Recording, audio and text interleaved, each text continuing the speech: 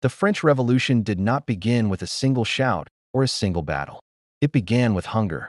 In late 18th century France, most people were poor, while a small elite lived in luxury. The king and nobles paid little tax. The common people paid almost everything. Bread was expensive. Jobs were scarce. Anger grew quietly, day by day. France was deeply in debt after costly wars and royal spending. When the government tried to raise taxes, the system broke. The people were already struggling. They could not give more. In 1789, King Louis XVI called a meeting called the Estates General. It was meant to solve the crisis. Instead, it exposed how unfair the system was. The common people, known as the Third Estate, realized their voices meant nothing. So they made a bold move. They declared themselves the National Assembly, claiming the right to speak for France.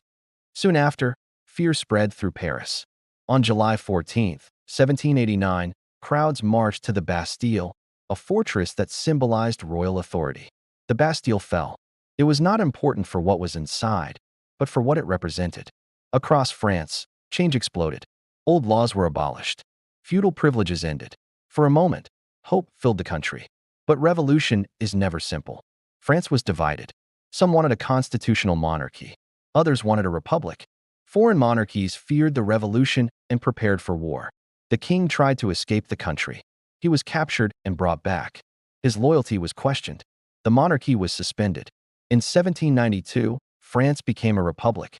Under pressure from war, fear, and internal conflict, radical leaders gained control. They believed the revolution had enemies everywhere. This period became known as the Reign of Terror. Special courts were created. Thousands were executed after rushed trials. Leaders believed fear was the only way to save the revolution. But fear consumed everyone.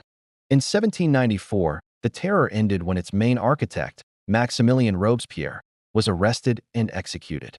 The revolution continued, but in a new form.